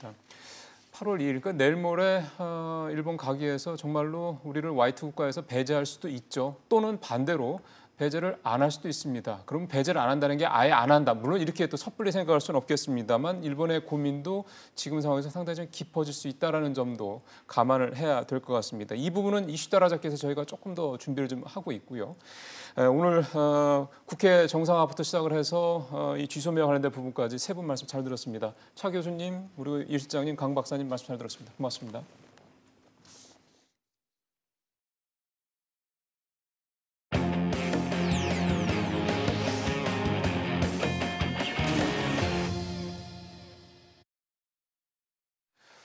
일본 제품 불매 운동이 확산이 되고 있습니다. 일본 주요 언론들도 걱정하는 목소리가 점점 커지고 있습니다. 한국의 불매 운동이 본인들은 잠깐 하다 마칠 거라고 생각을 했는데 생각보다 길어지고 있기 때문이라는 겁니다. 세상 돌아가는 소식 이슈 따라잡기, 지금부터 영상부터 보시면서 시작하겠습니다. 일본 언론이 특히 우려한 부분은 한 달 가까이 이어지면서 계속 커져가는 일본 제품 불매 운동의 영향력입니다. 요미우리 신문은 이번 불매 운동이 이례적으로 장기화 양상을 띠고 있다고 보도했습니다. 한국 내에서 매출이 격감하는 제품도 있다고 전했습니다. 시간이 지날수록 일본산 물품 불매 운동에 참가하겠다는 사람이 늘고 있다는 한국 내 여론조사 결과도 소개했습니다. 아사히 신문은 다양한 차원의 한일 교류가 연기되는 일이 속출하면서 두 나라를 이어온 인연이 약해지고 있다고 전했습니다. 부산시가 나가사키현, 후쿠오카시, 시모노세키시와 교류를 잠정 중단했고 창원과 논산시도 일본 지자체와 함께하기로 한 학생 교류 행사를 취소했다고 보도했습니다. 아사히 신문은 불매 운동이 경제뿐만 아니라 문화 스포츠 영역까지 영향을 미치고 있다고 강조했습니다. 일본 주요 언론의 이런 반응은 올 들어 일본 내 각종 경제 지표가 조금씩 악화되는 것과도 무관하지 않습니다. 실제로 일본 증시에 상장된 제조업체 가운데 68%가 올 2, 4분기 결산 결과 지난해 같은 기간에 비해 순이익이 감소했습니다. 이런 경기 우퇴 조짐 속에서 한일 간 무역 마찰이 심각해지는 데 대한 일본 내 우려도 조금씩 커지고 있습니다. 예, 오늘 이슈 따라잡기 김수민 시사평론가와 함께 또 시작해 보겠습니다. 어서 오십시오. 안녕하세요. 일본이 또는 일본 정부, 일본 국민 이렇게 좀 쪼갤 수는 있긴 하겠습니다만 일본이 우리의 이런 상당히 강경한 그런 대응에 네. 당황하고 있다고 볼 수 있을까요? 일단 일본 시민들이라든지 뭐 대표적으로 소도시에 관광업을 하시는 분들 꼽을 수 있겠는데 아무래도 매출에 타격이 있기 때문에 그렇죠. 당황하거나 굉장히 또 걱정을 하는 것으로 그렇게 파악이 되고 있고 언론의 보도, 일본 언론의 보도를 봐도 좀 상황이 예전하고 좀 다르다, 이례적이다라고 또 평가를 하고 있죠. 예전에는 그러니까 불매운동이 있어서도 잠깐 하다 말았다 이거잖아요. 네, 그리고 이번에도 그럴 줄 알았다라는 거죠. 네, 한 업체의 그 유니클로 쪽의 관계자가 그런 식으로 오래 못 갈 것 이렇게 얘기를 했다가 오히려 더 오래 가도록 도와주는 그런 결과를 낳기도 했었죠. 근데 보니까 일본 언론에서 물론 뭐 일본 언론이 지금 그렇게 네. 이거 우리가 예상했던 게 아닌데 뭐 이렇게 걱정하고 이게 일본 기업들이나 국민들한테 미치는 피해 이런 거를 얘기하는 언론도 있긴 하지만은 한국의 이런 강경한 대응, 한국 정부의 강경 대응이 뭐 한국의 취업난을 네. 뭐 돌리기 위한 여론을 돌리기 위한 거다, 뭐 반도체 뭐 등등등 뭐 이런 식으로 이렇게 얘기를 하는 그런 언론들도 있다면서요. 예, 뭐 보수 성향의 요미우리 같은 경우는 한국 젊은이들이 취업난 때문에 일본산 불매 운동에 참가했다라고 소개를 했는데 조금 곱씹어볼 만한 대목은 있습니다. 최근에 20대, 30대 같은 경우는 뭐 예를 들면 86세대에 비해서는 반일 감정이 좀 약한 편이었고 일본 관광도 굉장히 자주 드나드는 그런 세대였거든요. 네. 근데 이 세대가 지금 불매 운동에서 굉장히 열띠게 참여를 하고 있는 이유는 일본의 수출 규제 조치가 한국 경제를 흔들고 있고 안 그래도 우리가 취업 못해서 불안하고 이런 것들은 분명히 자극했을 거라고 봅니다. 그래서 저 말 자체는 틀린 말이 아닌데 근데 저는 거꾸로 이제 일본 사회에 던지고 싶은 말은 그러면 일본에도 혐한 네티즌들이 있지 않습니까? 그럼요. 우리의 불매 운동 시민하고 비할 수 없는 진짜 맹목적 혐한 네티즌들이 있는데 그 일본의 혐한 네티즌들도 일본 사회의 어떤 불안이라든가 불만 때문에 그러고 있는 측면이 있는 거거든요. 그렇죠. 그렇다면 일본 신문도 일본 사회를 좀 돌아봤으면 하는 생각이 들고요. 그리고 산케이 신문, 뭐 극우 성향이라고 알려져 있는데 일본산 불매 운동이 한국 문화와 제품 속에 녹아 있는 일본 영향을 알게 되는 계기가 될 거다. 거꾸로 그렇게 얘기를 했습니다. 실제로 그런 측면이 있어요. 아니 이렇게 일본산 제품들 온갖 것들이 다 이렇게 들어와 있었구나. 뭐 네. 눈에 쉽게 띄는 자동차 이것뿐만 아니라 사실 네. 유니클로 같은 경우는 그렇구나 싶은 분들도 계시다고 그러더라고요. 그렇습니다. 그리고 사실 이게 일본산인지 국산인지 섞여 있는 사실 그런 그렇죠. 물건들도 많이 있는 것이고 또 어떤 학습지도 이제 일본에다가 대가를 지불하고 들여온 그런 학습지조차도 있다고 알려져 있기 때문에 산케이 신문의 저 말 자체는 틀린 게 아닌데 근데 저도 거꾸로 산케이 신문한테 드리고 싶은 말은 일본에 녹아 있는 한국의 영향을 역시 일본 시민들, 일본 정부, 일본 언론도 알아야 될 것이다.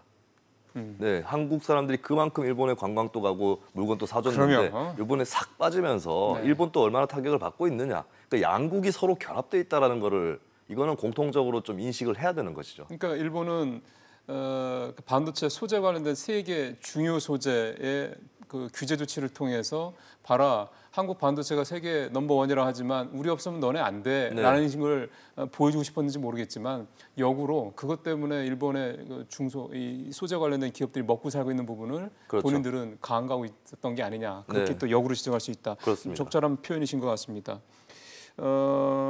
조국 이제 전 수석이죠. 네. 페이스북 얘기가 또 좀 얘기가 나오고 있는데 이번에는 그 다큐멘터리 영화 감상평을 올렸는데 그게 일본 감독이 만든 영화라면서요? 네, 주전장. 무슨 내용입니까 그게? 이제 위안부에 관련된 내용을 다루는 건데 저는 사실 봐야 되는데 아직 못 보고 있습니다. 조만간에 아마 보지 않을까 싶은데 네. 내용은 어느 정도 알려져 있고 이제 그 영화를 본 조국 수석이 사실은 전 수석이죠. 현 수석 때는 이 영화를 볼 여유가 없었을 겁니다. 그런 감상도 또 올려놨어요. 이제 이렇게 영화를 볼 수 있다라는 거에 대한 그런 구절도 있었고 예. 여기에 대해서 이제 일본 극우 세력의 주장에 대한 문제점을 잘 지적한 영화다라고 평가를 하면서 그리고 이제 2012년과 2018년의 강제징용 관련한 대법원 판결의 의미 이것들을 이제 부정하면 헌법 위반이다, 헌법 위반자다. 일부 정치인 언론은 각성해야 된다 이런 글을 올렸습니다. 예. 그래서 최근에 계속 조국 전 수석이 올렸던 그 대일 강경 메시지의 연장선상에 있는 것으로 일단 보이는데,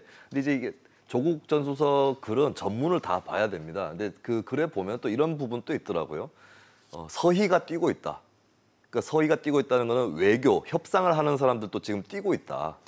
예, 자신은 어떤 대일 강경 메시지를 던지고 있지만 예, 서희들이 뛰고 있다라는 표현이 나옵니다. 그리고 이제 거기에 더해서 문재인 정부가 이미 사실은 타협안을 내놨습니다. 문재인 정부의 강제징용 관련 안은 뭐 가압류 매각해가지고 그냥 받아낸다 이게 아니라 사실 한일 관련 기업들, 그러니까 일본의 전범 기업과 그리고 한국의 그 협정으로 좀 수혜를 입었던 기업들이 공동으로 출연해가지고 1+1. 예, 그래서 위자료를 지급한다는데 그 타협안에 대해서 조국 전 수석이 다시 한번 찬성, 이거는 절묘한 타협안이다 이렇게 평가를 또 하고 있어요. 그래서 조국 전 수석도 강경 일변도로 일본 정부를 몰아세우는 메시지만 올리는 것은 아니고 협상 종료하고 타협해야 된다. 이런 의견을 살짝 좀 끼워 넣어서 그렇게 또 글에 쓰고 있는 셈입니다. 근데 참 그 SNS, 뭐 사실 트럼프 SNS에 우리가 많이 익숙해서 뭐 그럴 수도 있긴 하지만 그 SNS라는 특성이 짧은 문장에서 이제 굉장히 약간 좀 표현이 좀 그럴 수 있습니다만 어떨 때는 좀 자극적인 한두 단어, 한두 뭐 짧은 문장이 이게 이제 회자가 되고 하면서 이제 그게 이제 이슈가 되고 그러는 편이잖아요. 네. 그래서 그런지 모르겠습니다. 오늘 말씀하신 내용을 들어보니까 그런 내용도 있겠지만은 이런 어떤 뭐 협상 관련된 내용도 있다 이렇게 이제 말씀을 해주셨는데, 근데 이미 이제 정치권이라든가 사회에서 우리 조국 전 수석의 SNS 내용을 바라보는 시각은 상당히 좀 공격적이고 그 반일에 대한 부분이다 이렇게 보고 있기 때문에 민주당 내에서도 뭐 조금 자제해야 되는 게 아니냐 이런 목소리 좀 나오고 있다라는 표현이 좀 들리고요. 이게 또 애매한 게 조국 전 수석이 민정수석 한창 하다가 그만두고 지금 어떻게 보면은 공인이 아닌 그런 상태이기 때문에 뭐 사적으로 하는 것은 문제가 없다라고 얘기할 수 있고 이제 그 입장을 이해찬 더불어민주당 대표가 얘기를 했습니다. 근데 좀 거리를 두는 모습을 좀 보였어요. 그러니까 요즘에는 SNS를 많이 하니까 올리는 것 자체는 문제는 아니다. 잘못된 건 아니지만 공적인 건지 사적인 건지 분간해야 되는데 일단 지금 조 전 수석은 사적인 자기 의견들을 올리는 것 같다. 근데 지금 이 평가도 조금 애매모호한 것이 저것이 어떻게 보면 조 전 수석을 나무라는 것처럼 보이지만 또 사적인 자기 의견들을 올리는 것 같다. 이거는 사실 진술일 수 있거든요.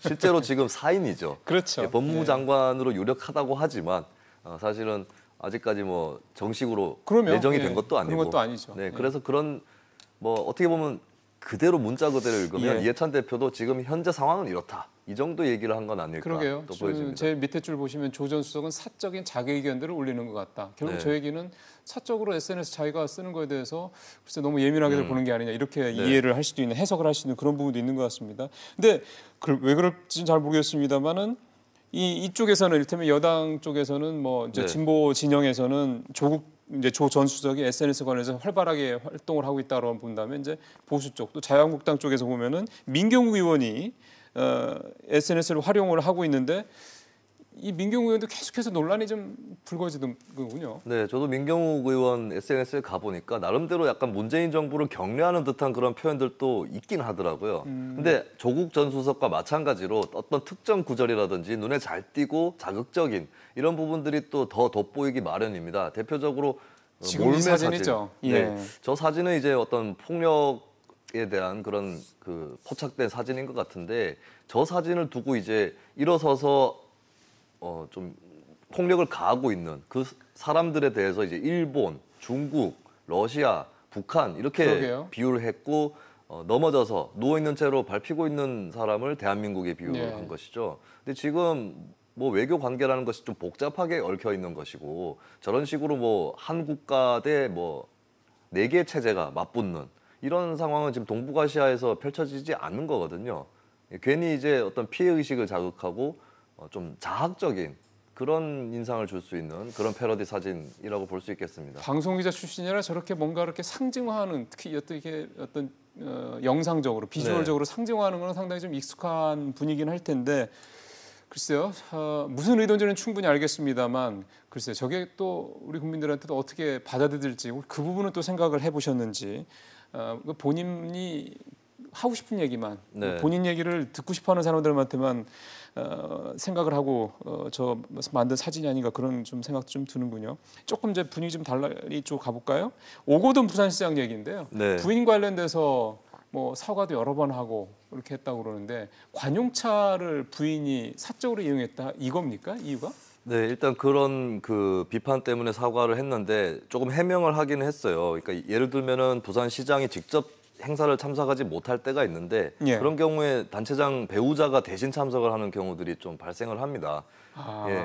근데 이 부분은 이제 좀 우리가 더 가려봐야 될 건데 어쨌든 시장 대행으로 배우자가 참석을 하는 거에 대해서 이것도 하나의 시장 일정으로 봐야 할지 아니면 그냥 사적인 일정인 건지. 근데 사실은 통념상으로 어떻게 보면 이런 행사를 잘 아시는 분들은 이것도 시장 일정이라고 봐야 되지 않겠느냐. 그러니까요. 예, 그런 말씀들을 또 많이 하실 것 같아요. 그래서 이 부분은 오거돈 시장도 좀 할 말이 있는 것 같고요.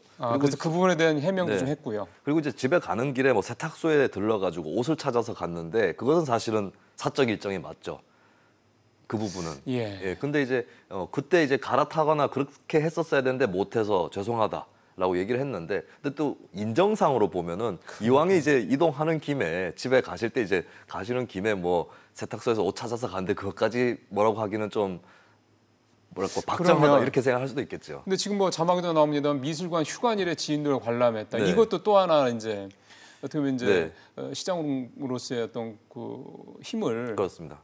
악용한 게 아니냐 이런 지적도 나오고 있어서 예. 뭔가 좀 이런 어떻게 보면은 지금 아까 평론가 말씀하신 대로 인정상 뭐 그렇게까지 그런 걸 가지고 얘기할 정도냐 싶은 것까지 이게 회자가 되고 네. 이게 논란이 된다는 얘기는 뭔가 좀 다른 어떤 목적이 있나 싶은 생각이 드네요.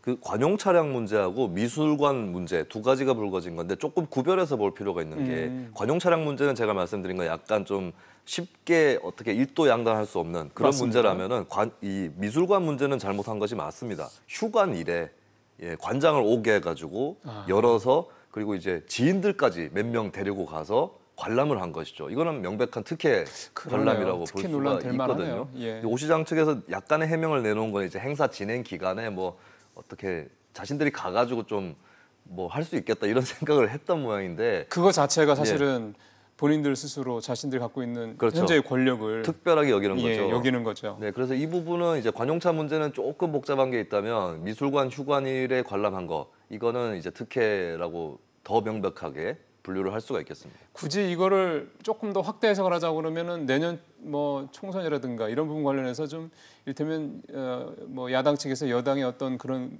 흠집을 네. 끄집어내기 뭐 이렇게까지도 볼 수 있는 겁니까? 근데 설령 그렇다 할지라도 잘못한 것이 맞다면 그건 사과하고 그렇죠. 시정을 해야 될 일이고 이제 현재의 광역단체장 절대다수 대구 경북을 빼고는 다 민주당이 그렇죠. 굉장히 많기 때문에 총선을 앞두고 이제 야당 자유한국당 입장에서는 그 민주당 소속 단체장을 겨냥한 여러 가지 공세들이 나올 겁니다. 그렇다면은 근데 그게 누가 했든 간에 실제로 잘못한 것이 사실이라면 국민들의 또 따가운 질책을 받고 심판까지도 받을 수 있는 거기 때문에 민주당 소속 단체장들이 이번에 오 시장 사건을 보면서 글쎄요. 다들 반면교사로 삼고 더 잘할 수 있도록 노력해야 될 겁니다.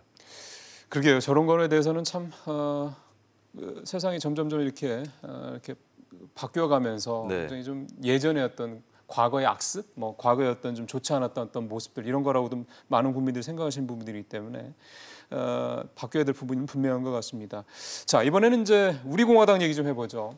지지율이 1%. 그럼에도 불구하고 자유한국당 쪽에서 계속 뭔가 구애를 받는다라는 그런 평가도 좀 나오고 있고, 또 하나는 서울시랑 이 천막 가지고 광화문 광장에 천막을 설치하는 부분과 가지고 계속해서 지금 갈등을 빚고 있고. 근데 이 우리공화당 공동대표가 조원진 의원인데요. 재판에 넘겨졌는데 네. 이 천막이나 뭐 이런 거랑 관계없이 예전에 북한 예술단이 온 거랑 관계가 있는 거라면서요? 네, 지난해 2018년 1월이죠. 그때 평창올림픽도 있고 해서 그 현송월 단장이 이제 서울역에 도착을 했었습니다. 북한 예술단이 도착을 했는데 그 무렵에 이제 서울역 쪽에서 기자회견을, 그러니까 이건 조원진 의원과 우리공화당 주장인데요. 예. 기자회견을 가졌다라고 하는데 두 가지가 있었습니다. 그러니까 이 미신고 집회다라고 당국에서 본 게 있고요. 집회 시위는 신고를 해야 되는데 그렇죠, 기자회견을 빙자해서 집회를 한 것이다. 이런 혐의가 있었고, 두 번째는 인공기를 방화했습니다. 김정은 위원장 사진이랑. 그 자리에서. 네, 근데 두 가지 중에서 후자 쪽 인공기하고 김정은 사진 이 화형식에 대해서는 일단 무혐의로 처리를 했어요. 집회 질서를 문란케 할 수준까지 이르지는 못했다. 뭐 이런 이유로 이제 이 부분도 좀 논쟁이 있을 수 있습니다. 예전에 이제 좀 반미 학생운동 쪽에서 뭐 성조기 불태우거나 그래요. 하는 예. 것은 같은 잣대를 들이댔었는가, 이 부분이 있을 수 있는데 어쨌든 뭐 표현의 자유를 존중했다라고 볼 수도 있는 부분이겠죠. 네. 근데 지금 그 조원진 의원이 기소가 된 부분은 미신고 집회였다. 근데 그 집회와 기자회견은 네. 뭐 저도 뭐 현장을 이제 기자회견에 이제 여러 번 가본 경험이 있습니다만 좀 이거는 웬만큼 봐서는 네. 상식적으로 충분히 갈리는데요. 근데 이 사건이 아마 그 진보 성향의 시민운동가들 사이에서도 화제가 될 것으로 보입니다. 왜냐하면 이제 저도 사실 그런 경험이 있는데 기자회견을 하게 되면 어떤 결의를 하고 또 낭독을 하고 이러면서 마무리 삼아서 구호를 한 번씩 외치거든요. 아, 네. 그렇죠. 기자회견을 한 입장에서는. 네네. 구호를 외치고 이제 뭐 현수막에서도 구호가 쓰여져 있듯이 뭐 그렇죠. 이제 참가한 집회가 아니라 이제 기자회견에서 그쪽에서 구호를 외치는데 그때 이제 경찰 쪽에서 경고 방송을 합니다. 이거 계속 구호 외치면은 집회로 간주하겠다. 그래서 이제 기자회견 하시는 시민운동가들도 어느 정도는 좀 선을 지키려고 하는. 글쎄요. 집회 시위로 간주되면 또 곤란하니까. 근데 지금 저 화면만 봤습니다만은 성적 예를 들어서 뭐 그 저 인공기도 불태울 정도고 그렇게 약간 그런 부분들이 물론 무혐의라고는 합니다만 그런 모습이 나타나던 저런 거는 글쎄요. 기자회견을 한다는 데서 일어나기는 그렇게 좀 이례적인 부분이어서. 그렇습니다. 조원진 의원 입장에서는 30여 분간 기자회견을 진행했다라고 하는 것이고 당국 입장에서는 30여 분이면 좀 길지 않냐 기자회견 치고 그렇게 얘기를 할 수가 있겠고 전반적인 풍경 자체가 집회 시위였다라고 당국에서는 또 보는 것이고요. 예. 근데 저는 좀 안타까운 것이 이 당시에 대한애국당이지 않았습니까? 그때는요. 예. 근데 대한애국당이면 정당인데 정당은 집회 시위법상에 규정돼 있지 않은 정당 연설회를 할 수가 있습니다. 네, 정당 연설의 형식을 빌어서 그래서 집회 시위가 제대로 안 될 경우에 어떤 경우는 이제 어떤 사회단체가 정당에 업혀가지고 정당 연설회를 같이 하는 경우도 있거든요. 그 방법은 왜 쓰지 못했는가? 예, 그런 의문은 좀 남네요. 본인들 스스로가 정당이라고 생각을 못 하고 있었나요? 어쨌든 뭔가 좀 애매한 부분이 있을 수 있긴 한데 저희가 화면상으로 봤을 때는 글쎄라는 생각도 좀 들고요. 지금 우리 평론가님 말씀하신 대로 정당 연설회라는 형식도 있는데 너무 좀 기자회견이라는 이 형식에 너무 좀 뭐 얽매였던 게 아니냐 이런 생각도 좀 들 수 있겠네요. 마지막 질문은 현대자동차 파업 얘기인데 글쎄 이게 참 이건 국민분들께서 지금 이런 상황에서 파업을 한다라는 부분에 대해서는 참 공감을 얻기가 국민들의 지지를 얻기가 쉽지 않은 내용인 것 같습니다. 어떻게 보면 현대차 파업은 연례적으로 계속 해왔던 것이고 어떻게 보면 그렇게 뜨겁지 않은 파업이라고 볼 수 있는데 노사가 좀 의견이 접근한 부분이 또 없지는 않습니다. 그러니까 사측 입장에서는 이제 최저임금 산입 범위에 상여금 넣는 부분. 뭐 그 얘기는 계속되는 거고. 그리고 이제 통상임금을 또 거꾸로 노측에서는 거기 넣어달라 상여금을. 그러면 이제 양쪽에 좀 윈윈하는 효과가 있어서 어느 정도는 의견 접근이 이루어졌는데 이제 일괄 제시안을 사측에 내놔라라고 노조에서 요구를 했는데 사측에서 아직 거부를 하고 있는 그런 상황이거든요. 몇 가지 이제 쟁점들을 봤을 때 글쎄 뭐 정년 연장 부분도 있고 불법 파견 문제에 대한 해소, 그리고 이제 하우상박식 연대임금이라는 걸 노조에서 제시를 했는데, 저는 조금 예상을 해보자면은 이제 노조 요구가 다 받아들여지진 않을 거다라고 분명히 뭐 예상을 할 수 있는데, 이제 지금 현대차 노조가 내세우고 있는 이유 중에서 보다 더 약한 노동자에 대한 처우, 이 부분을 사측에서 어느 정도 접근하면서 듣는다면 좀 타결 가능성이 한결 높아지지 않을까 그런 예측을 해봅니다. 물론 이제 그 세부적인 내용으로 들어가면 노조의 어떤 요구 사항이 정당한 것도 분명히 있겠죠. 네. 뭐 당연히 이건 사측 입장도 마찬가지고, 근데 참 이게 결국 파업이라는 국민들의 지지가 네. 필요한 부분에 있어서 지금 상황이 참 적절성 여부에 대해서는 또 좀 논란의 여지가 있는 부분인 것 같습니다. 변호사님 말씀 잘 들었습니다. 고맙습니다. 감사합니다. 예, 석 달 만에 열린 이번 국회를 두고 추경 국회니 안보 국회니 심지어 뭐 방탄 국회니 여러 가지 표현들이 쏟아지고 있죠. 저희는 추경 국회라고 부르겠습니다. 올 상반기에 올 예산의 3분의 1을 이미 쓴 이상 하반기 경제 추경은 정말 필요하고 절박합니다. 시간이 많지 않더라도 심히 꼼꼼하게 하길 바랍니다. 몇십억, 몇백억 깡내 만회하면서 입씨름하기에는 지금 우리를 둘러싼 주변 정세가 사실 너무 엄혹하기 때문입니다. 마치겠습니다. 내일 뵙겠습니다.